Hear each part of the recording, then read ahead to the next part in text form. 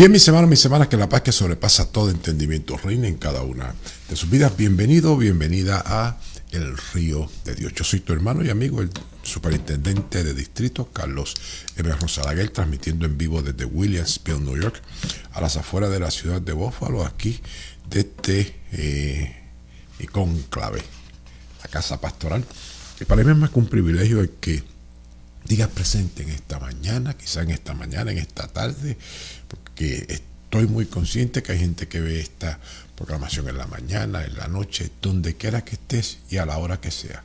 Que la gloria y las misericordias de Dios sean confirmadas sobre tu vida como hombre de Dios, como mujer de Dios, como esa persona entregada y dedicada al amor y transformación del Dios del cielo.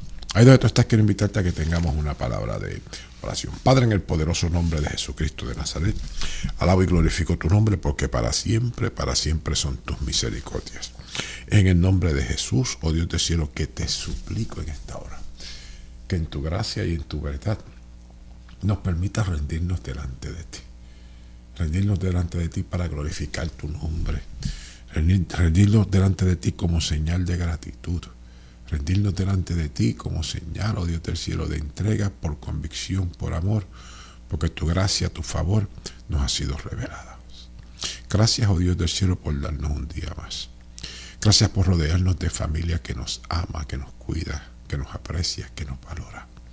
Gracias, oh Dios del cielo, por considerarnos tu familia, tus hijos, tus hijas. Te damos gloria y te damos honra, Dios del cielo, por tus bondades, porque te has empeñado literalmente en trabajar con cada uno de nosotros y de nosotras por encima de nuestras debilidades, por encima de nuestras flaquezas. E insistes en decirnos: no temas, yo te ayudo. Es en el poderoso nombre de Jesús que rendimos todas nuestras ansiedades delante de ti, porque tú tienes cuidado de nosotros. En esta hora vaciamos nuestra copa y la ponemos boca arriba, porque ayer ya pasó, Dios. Te necesitamos hoy. Revélate a nuestras vidas, habla a nuestras vidas, ministra a nuestras vidas. Te necesitamos. Es por Cristo Jesús, Señor nuestro. Amén y amén. Hoy, debido a que creo que el viernes corrí a las millas el asunto que estamos trabajando, pues yo creo que lo menos que puedo hacer es hermano, literalmente decirle: contra, denme un break, perdónenme, déjenme retomar la conversación de el pasado viernes y trabajarla con calma, porque el viernes trabajamos Moisés y Aarón y fue a la carrera.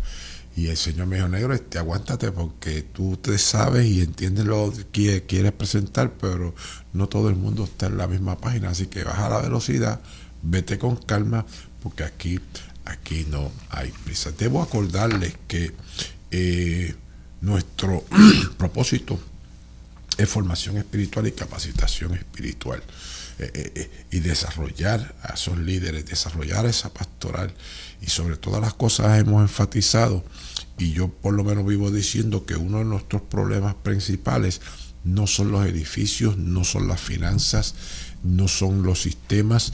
Nuestro problema principal es espiritualidad, y esa carencia de espiritualidad que nosotros estamos viviendo como iglesia de manera general, no simplemente en la iglesia metodista, se inicia cuando nosotros como creyentes nos dimos el permiso de sabotear una de las grandes conquistas, si se puede decir, que nos regaló la Reforma. La Reforma nos regaló solo la Escritura, solo por fe, solo por gracia, pero sobre todo solo la Escritura. Es decir, que cuando se habla de salvación, cuando se habla de relación con el Dios del cielo, otra vez, la Reforma es quien nos regaló a nosotros ese gran desafío perdón, de entender el valor y la importancia de la Escritura, y de entender no solamente el valor y la importancia de la Escritura, sino de entender que la Escritura fue plan de Dios que siempre fuera accesible a todo el pueblo.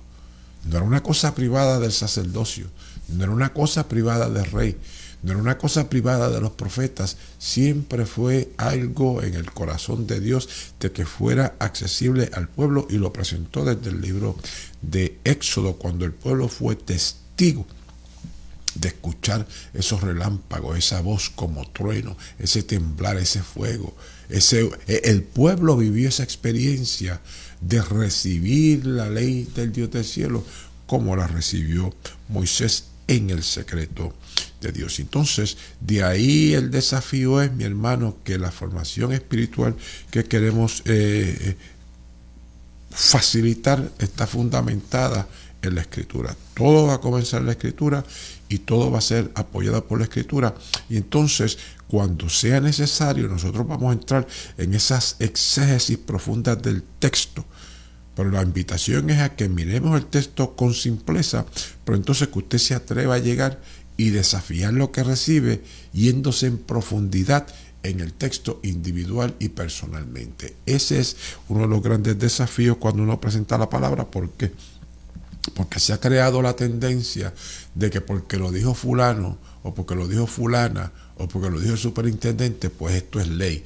Y usted sabe, el que me conoce sabe que eso es totalmente contradictorio a mis posiciones cuando enseño y proclamo la palabra. Yo expongo la palabra, presento la enseñanza, y es responsabilidad del recipiente ir a pelear con esa palabra, ir a confirmar esa palabra, ir a ratificar y verificar esa palabra.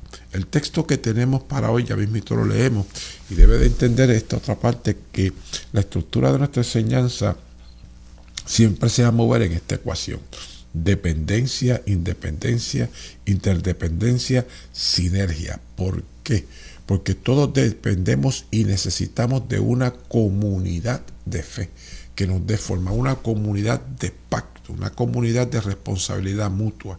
Y dentro de esa experiencia, cuando tú sales, cuando se cumple ese ir y proclamar, ahí vas tú como individuo, ahí voy yo independiente a proclamar y enseñar lo que he recibido. Pero entonces, cuando me uno a un hermano, cuando me uno a una hermana, cuando reconozco los dones y los talentos de ese otro ser humano que está caminando conmigo, cuando reconozco los talentos, la gracia, y de que el Dios del cielo ya está trabajando donde el Dios del cielo me envió, ahí está la interdependencia. Y una vez que nos unimos y nos consolidamos y nos confesamos y nos amarramos en pacto en esa interdependencia, la sinergia del Dios del cielo surge con poder y autoridad. Hoy quiero trabajar un tema que es el de Aarón, que corrimos a la carrera el viernes pasado, que es ver la oración como un instrumento de transformación. ¿Qué tal si entretienes el pensamiento de ver tu vida de oración como el instrumento que Dios quiere usar para transformarte? Otra vez, ¿qué tal si te das ese permiso? ¿Qué tal si entretienes? ¿Qué tal si tan siquiera sueñas con ver la oración como ese instrumento, como esa herramienta que Dios quiere utilizar para transformarnos, para que aprendamos, para que nos demos la oportunidad de ver las cosas desde otro ángulo? ¿Por qué digo esto? Porque por lo menos en mi experiencia de que yo invierto demasiado de mucho tiempo pidiendo y orando, y es cierto, Dios nos ha dicho que hagamos eso. Yo entiendo que invierto muchas horas orando y buscando resolver el problema, eso es bueno, pero entonces esta es una de las cosas que a mí siempre me ha batallado en mi oración, de que Dios sabe todas las cosas. Entonces, si Dios sabe todas las cosas, ¿por qué yo voy a invertir 3 días de ayuno llorando y gimiendo porque tengo una muela rota, porque tengo un cáncer, o porque tengo un problema en mi matrimonio, o porque tengo un problema financiero? Dios lo sabe. Pues entonces, ¿hago 3 días de ayuno para pagar mi penitencia, para doblar el brazo a Dios, para tratar de convencer a Dios o de explicarle a Dios por lo que yo estoy pasando? De ahí es donde viene esta propuesta de atrevernos a entretener el pensamiento, de darnos el permiso de ver la oración como un instrumento que Dios también puede utilizar para transformarnos, para enseñarnos a ver la vida como Él la ve, para enseñarnos a sentir, a contemplar, a vivir conforme a lo que Dios quiere que vivamos. Alguien tiene que darse ese permiso. Una de las cosas poderosas de la experiencia de darnos el permiso de ver la oración desde el punto de vista como un instrumento de transformación, es lo que nosotros leemos en Segundas de Corintios. El 2 está ahí, lo que pasa es que está chiquito.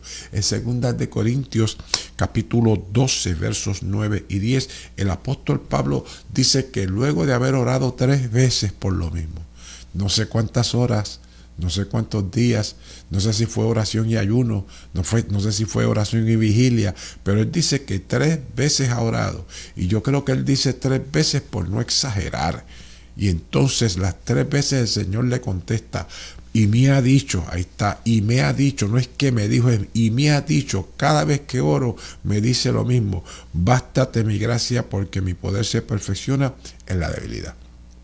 Bástate mi gracia, porque mi poder se perfecciona en la debilidad. Otra vez, bástate mi gracia, porque mi poder se perfecciona en la debilidad. Y entonces Pablo dice, wow, ahora entiendo, Señor, que puedo utilizar la oración en vez de quejarme por este aguijón, utilizar la oración para ser transformado, para poder contemplar desde otros ángulos el porqué de estas situaciones, el por qué tú permites esto, porque entonces eso es lo que me da fortaleza, es lo que eso me da entendimiento, eso es lo que me da comprensión. Entonces la pregunta es, por lo menos que yo hago, ¿por qué en ocasiones nosotros somos incapaces de ver la oración como un instrumento, como una herramienta que Dios quiere utilizar para ser transformados, que nosotros aprendamos, que nosotros desaprendamos, que nosotros nos demos el permiso de desarmar muchas cosas que no funcionan? Todo eso se aprende, se recibe, se contempla cuando nosotros nos damos el permiso de ver la oración como un instrumento de transformación. ¿Por qué esto no acontece? Porque entonces carecemos de contemplar el doble ministerio de Cristo en nuestra vida.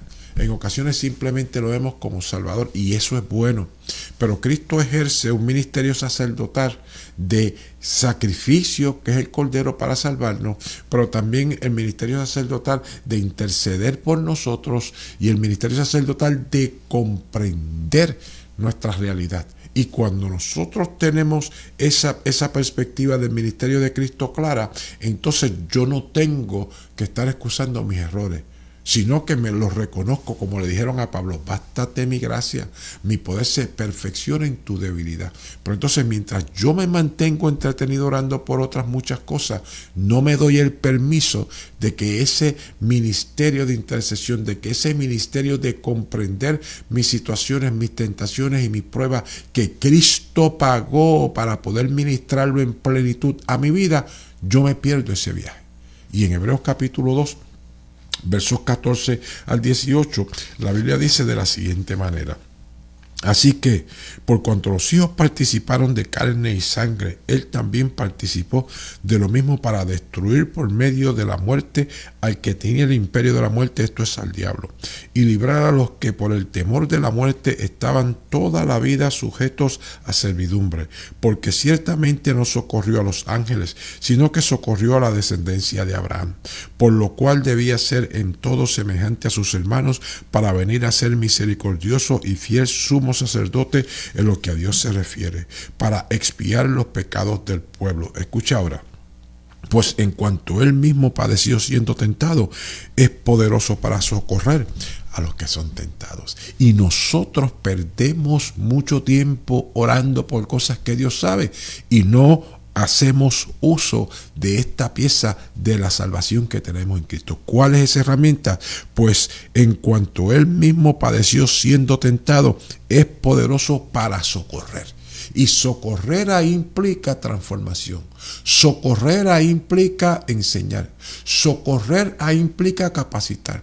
Socorrer ahí implica adiestrar. Pero alguien tiene que darse el permiso de ver la oración como un instrumento de transformación. Hebreos capítulo número 4, versos 14 al 16, también nos regala o amplía ese ministerio sacerdotal y de intercesión de Cristo para con cada uno de nosotros y nosotras, cuando nos damos el permiso de ver la oración desde otro ángulo. Y dice: por tanto, esto es una concluyente, así que les recomiendo que lea todo el capítulo. Por tanto, teniendo un sumo sacerdote que traspasó los cielos, Jesús el Hijo de Dios, retengamos nuestra profesión. Así que no suelte sueltes tu profesión, no sueltes a lo que Dios te ha llamado, no sueltes lo que has confesado, no sueltes lo que has vivido. Porque no tenemos un sumo sacerdote que no pueda compadecerse.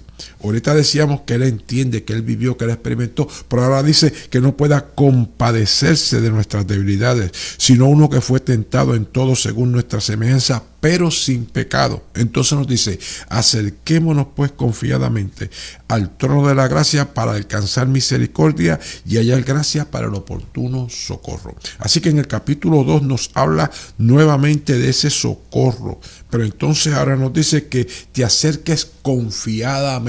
Aquí no hay que esconderse, aquí no hay que disfrazarse, aquí no hay que impresionar a Dios, aquí no hay que comprar a Dios.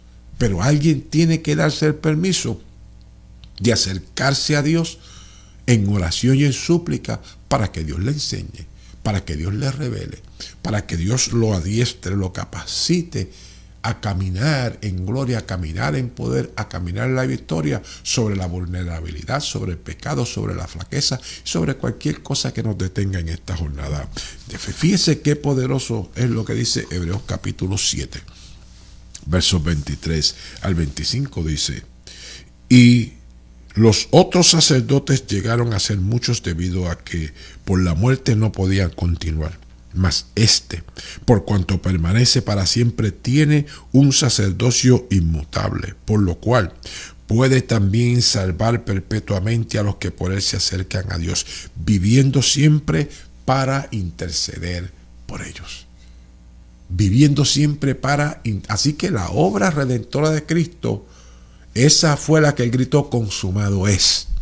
Pero la obra de mantenerse intercediendo por ti y por mí, para que su imagen se desarrolle, seamos capacitados a vivir en la victoria que Él compró, podamos ir de gloria en gloria, de poder en poder, de victoria en victoria, Cristo está intercediendo por nosotros. Pues alguien tiene que acompañarlo en esa intercesión y anhelar recibir ese tipo de transformación que solamente se alcanza cuando oramos delante de el Dios del cielo. Y este asunto de interceder es un asunto con el que Dios está comprometido, porque el objetivo principal del Dios del cielo es salvarnos, sí, ok, pero es transformarnos a la imagen de Cristo. Por eso es que es tan importante el discipulado, por eso es que es tan importante nuestra vida espiritual, por eso es que es tan importante que sea algo que nosotros renovemos diariamente. Por eso es que es tan importante vivir en una comunidad de fe que te mantenga enfocado y concentrado en el propósito de Dios. Y en Romanos capítulo 8, versos 26 y 27, es una de las palabras más poderosas que yo entiendo, donde revela al trino Dios intercediendo y metido en este asunto de transformarte a ti y transformarme a mí, utilizando la oración como un instrumento de transformación y enseñanza. Y de igual manera el Espíritu nos ayuda en nuestra debilidad. Pues ¿qué hemos de pedir como conviene? No lo sabemos. Pero el Espíritu mismo intercede por nosotros con gemidos indecibles. Más, el que escudriña los corazones sabe cuál es la intención del Espíritu, porque conforme a la voluntad de Dios intercede por nosotros. Otra vez, conforme a la voluntad de Dios intercede por nosotros. Pues entonces la pregunta que tú harías: pero Carlos, todo eso suena bien, pero ¿cómo se cocina y cómo se come eso, lo que tú presentas en la vida real? Y para mí, por lo menos, la mejor forma de explicarlos es con un modelo bíblico. Y el modelo bíblico que tenemos esta mañana es la vida de nuestro hermano y amigo, el primer sumo sacerdote, Aarón. Pero entonces necesito que entiendas que la formación espiritual y la capacitación ministerial que queremos trabajar es saludable. Acuérdate que esto no es para que tengas mucho conocimiento, esto es para que tengas cosas que tú apliques, que tú te mantengas enfocado y enfocada, que tú te mantengas trabajando para desarrollarlas, no simplemente para recibir información, sino es más un desafío a la formación y a la capacitación. El material que estaremos compartiendo está apoyado y está delineado otra vez en la dependencia, interdependencia y la sinergia. Así que, moviéndonos de ahí, este es el trasfondo bíblico que tenemos para el día de hoy. En el tiempo que nos queda, vamos a trabajar con lo que podamos, y como vamos sin prisa, donde nos quedemos hoy, regresamos la semana que viene, porque ya por lo menos pusimos la plataforma de la introducción de una manera más responsable. Y en Éxodo capítulo 20 al 18, esto es, les recomiendo que lea desde Éxodo capítulo 19 a Éxodo capítulo 34, que ahí es donde está todo el trasfondo bíblico con el que vamos a trabajar. Y hay una dinámica que pasa en esa experiencia donde Moisés está en el monte. Y es que mientras Moisés está en el monte, también está Josué con él. Porque en ocasiones hablamos de los 40 días que Moisés hizo en ayuno y oración, y se nos olvida que Moisés estaba en el piso número 50 y Josué estaba en el piso número 35, orando, gimiendo y esperando a su maestro, que estaba en la misma presencia del Dios del cielo. ¿Qué dinámica está pasando? Que mientras Moisés está recibiendo todas las instrucciones del tabernáculo, Moisés está recibiendo no solamente las instrucciones del tabernáculo, sino que Moisés también está recibiendo los ornamentos que va a vestir Aarón, el vestido sacerdotal. Todo eso Moisés lo está viendo en visión. Y entonces Moisés no solamente está viendo esto en visión, sino que Dios le da el privilegio de contemplar la adoración en el cielo, para que entonces Moisés con su hermano Aarón pudieran que establecer ese mismo modelo sobre la faz de la tierra. Y una de las cosas más poderosas en esa experiencia de recibir la revelación del tabernáculo es que en Éxodo capítulo número Éxodo número capítulo 25, versos 8 y 9, la Biblia dice: y harán un santuario para mí, y habitaré en medio de ellos, conforme a todo lo que yo te muestre, el diseño del tabernáculo y el diseño de todos sus utensilios, así los haréis. Fíjese otra vez que el Señor le dice a Moisés: brother, quiero que hagas el tabernáculo. Y el tabernáculo lo vas a poner en medio del pueblo. Pero entonces dice: y habitaré en medio de ellos. Pues entonces lo primordial nunca fue el tabernáculo.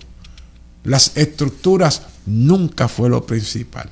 La meta y el llamado de Dios cuando establece el tabernáculo es para darnos a nosotros una primicia de cuál era su agenda. Y su agenda era meterse dentro de cada uno de nosotros, y que nosotros le diéramos el permiso a que Él estuviese dentro de nosotros como Dios y Señor, y que nosotros fuéramos su templo, para entonces convertirnos en una adoración viva, para entonces convertirnos en el arca del pacto, del nuevo pacto, caminando sobre la faz de la tierra, para entonces convertirnos en esa gente, que esa columna de fuego está sobre ellos todo el día, toda la noche, de día columna de nube, de noche columna de fuego. Ese eres tú, ese soy yo, cuando me doy el permiso de entender que el propósito del Dios del cielo es transformarme, porque Él se quiere mudar plenamente en todas y cada una de las áreas, rincones y gavetas de mi vida. Y por eso es que es tan importante el modelo de Aarón, porque mientras Moisés está recibiendo esta visión y este llamado y esta cosa tan gloriosa en la presencia de Dios, Aarón está con el pueblo cometiendo una de las atrocidades más grandes que marcó para siempre la historia del pueblo de Israel. ¿Cuál es esa atrocidad? Que mientras Moisés está en el monte, Aarón está haciendo un becerro de oro. Y mientras está haciendo ese becerro de oro, hay unas palabras que este hombre dice, que Aarón dice, y están en Éxodo capítulo 32, versos 2 al 5, y dice, déjeme leerle aquí en mis notas, dice: y Aarón les dijo: apartad todos los zarcillos de oro que están en las orejas de vuestras mujeres y de vuestros hijos y de vuestras hijas, y traédmelos. Entonces todo el pueblo apartó los zarcillos de oro que tenían en sus orejas, y las trajeron a Aarón, y él los tomó de la mano de ellos y le dio forma con buril, e hizo de ellos un becerro de fundición. Entonces dijo: Israel, estos son tus dioses que te sacaron de la tierra de Egipto. Y viendo esto, Aarón edificó un altar delante del becerro y pregonó a Aarón y dijo: mañana será fiesta para Jehová. Así que mientras Moisés está recibiendo la visión de las vestiduras de Aarón, recibiendo las instrucciones de la primera mezcla orgánica para producir aceite que aparece en el escrito bíblico, la santa unción, Aarón está cometiendo una atrocidad nuevamente que marca la historia de Israel para siempre. ¿Por qué esto es importante? Porque mientras Aarón está viviendo esta experiencia, la Biblia entonces nos dice que el Dios del cielo no cambió su agenda de constituir a Aarón como sumo sacerdote. Y la pregunta sería, si lo que Aarón hace es tan abominable y ese día murió tanta gente por el pecado de Aarón, ¿por qué el Dios del cielo no mató a Aarón? Esa es la pregunta, no las tenemos. Por lo menos yo me atrevo a hacérmela y a hacérsela al texto.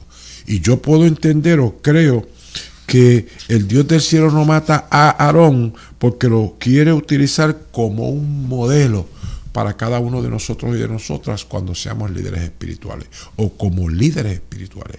¿Por qué esto es tan importante?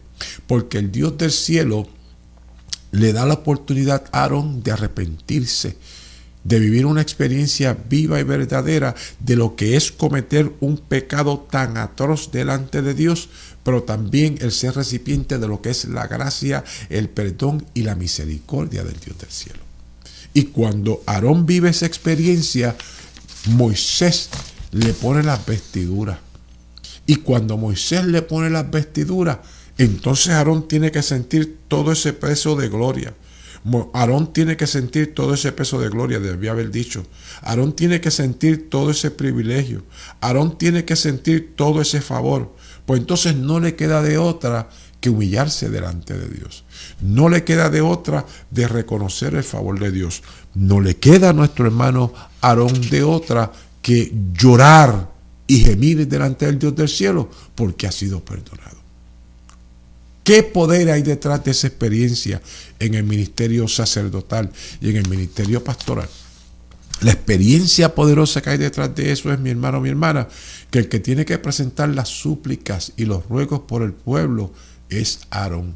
Y porque él sabe lo que es vivir en pecado, perdón, y él sabe lo que es alcanzar perdón y reconciliación en Dios, ahora cuando él entra al tabernáculo a presentar ofrendas, ahora cuando él entra una vez al año para pedirle al Dios del cielo con súplicas y con ruego que perdone las ofensas de Israel, él lo está haciendo desde un campo donde él fue transformado. Y esa es una de las cosas que nosotros en la pastoral y en el ministerio pastoral en ocasiones nos olvidamos de que también a nosotros se nos ha perdonado mucho. Se nos olvida que también para con nosotros Dios ha tenido mucha paciencia, mucha misericordia. Se nos olvida las cosas que Dios ha barrido debajo de la alfombra de cada uno de nosotros y de nosotras. Se nos olvida. ¿Y cuál es el problema de que se nos olvide? Cuando se nos olvida eso, entonces simplemente nos acercamos delante de Dios para exigir.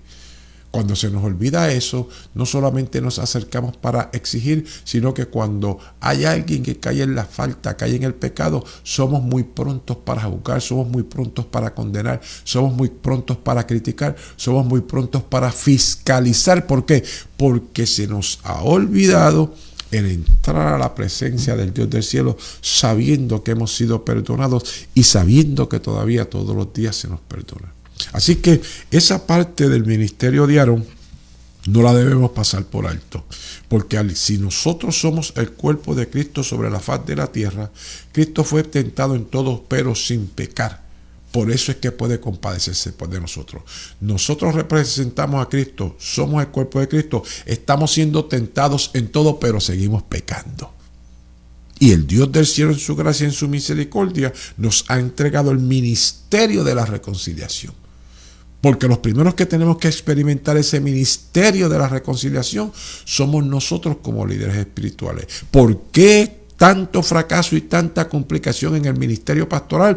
Porque no estamos orando conforme a las experiencias de transformación que vivimos. Y una de las cosas poderosas en nuestra doctrina y enseñanza teológica metodista es que hemos sido llamados y llamadas a movernos hacia la perfección, hacia la santificación en esta vida. Alguien dice, no, pero yo creo que a Welly se le fue la mano cuando dijo que en esta vida. No se le fue la mano, porque ese debe ser el enfoque de nosotros, mantenernos enfocados y enfocadas, concentrados y concentradas en que el Dios del cielo nos llamó a ser 3 veces santos. Dios es santo, santo, santo, y tú habitas en el secreto de Dios, yo habito en el secreto de Dios, yo estoy en Cristo y Cristo está en Dios, pues por lo tanto mi llamado es a vivir ¿en qué? En santidad delante del Dios del cielo. Que no hay un asunto de entretenernos con la cultura. No es un llamado a entretenernos y a buscar cómo ajustarnos a los sistemas. Nos llamaron a vivir en santidad. Ese es el poder de nuestro mensaje. Porque cuando yo entiendo que me llamaron a perfeccionarme en amor, a perfeccionarme en gracia, en misericordia, en compasión, para poder modelar el amor de Dios, para poder proclamar el amor de Dios, para poder invitar a la gente a enamorarse de Dios.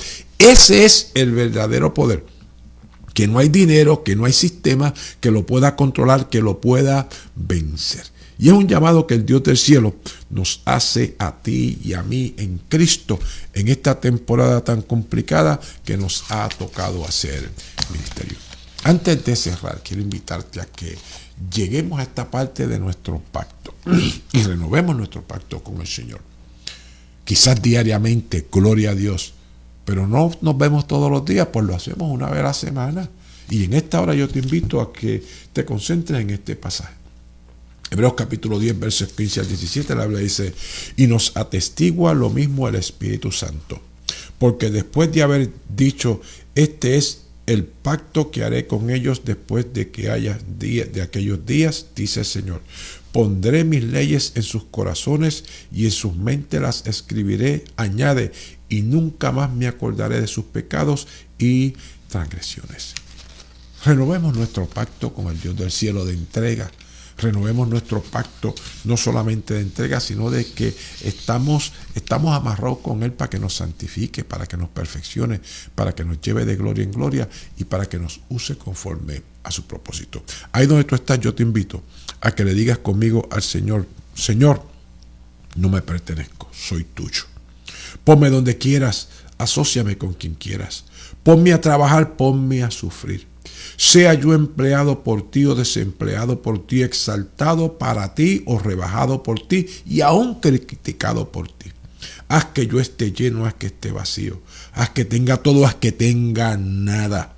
Voluntariamente, oh Señor, voluntariamente y de corazón, cedo todas las cosas a tu placer y disponibilidad. Y ahora, glorioso y bendito Dios, Padre, Hijo y Espíritu Santo, tú eres mío y yo soy tuyo. Te imploro, Dios del cielo, que este pacto que he hecho aquí en la tierra sea ratificado en el cielo, en el poderoso nombre de Jesucristo de Nazaret. Así sea. Amén y amén. Ahí donde tú estás, vamos a hacer esa oración de intercesión y vamos a citar nuevamente Hebreos capítulo 7. Hebreos capítulo número 7, donde nos dice que Cristo está intercediendo por ti y por mí. Dice, debido a ese juramento, Jesús es quien garantiza este mejor pacto con Dios. Hubo muchos sacerdotes bajo el sistema antiguo porque la muerte les impedía continuar con sus funciones, pero dado que Jesús vive para siempre, su sacerdocio dura para siempre. Por eso puede salvar una vez y para siempre a los que vienen a Dios por medio de Él, quien vive para siempre, a fin de que de interceder con Dios a favor de ellos. Amén y amén. Ahí donde tú estás, mi hermano, mi hermana, dile conmigo al Señor. Dile conmigo al Señor, Dios de gracia, Dios de gracia.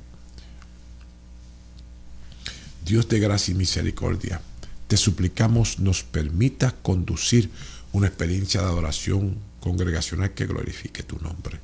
Rogamos que nos des un mensaje que convenza de pecado, de justicia y de juicio. Como pastores y pastoras, Padre amado, conocemos y sabemos la gravedad y condición intensiva de muchas de las personas que servimos. Por eso te rogamos, oh Dios de gracia y de bondad, que nos permitas ponernos entre los vivos y los muertos. Permítanos interceder, oh Dios del cielo, delante de ti, por la gente que tú nos has confiado pastorear, para que nos des una palabra que funja, una palabra que funcione como bálsamo, una palabra que sea de salud integral, una palabra que consuele, una palabra que dé guianza, una palabra que libere a tu pueblo para la gloria y la honra de tu nombre. En Cristo Jesús, Señor nuestro. Amén y amén. Bien, mis hermanos y mis hermanas, no hay tiempo para más. Gracias. Gracias por compartir conmigo estos 35 minutos. Yo voy a cambiar ese reloj, lo voy a poner a 45 para que así nosotros tengamos ese tiempo en concentración y en dedicación delante de Dios por lo menos una vez a la semana. Si esta palabra ha sido de bendición a tu vida, te pido de favor que la compartas con otros. Te ruego en el nombre de Jesús que no te quedes con ella. ¿Tienes alguna pregunta? Escríbeme. Necesitas la oración, escríbeme. Estamos aquí para ministrar y para ser instrumentos del favor de Dios operando en tu vida. Dios te bendiga, Dios te guarde, y recuerda que el río de Dios eres tú. Donde quieras que llegues, esa corriente, ese fluir de ese río de vida estará presente. Créelo y vive conforme a esa gran verdad. Dios te bendiga, Dios te guarde, y adelante en el Señor.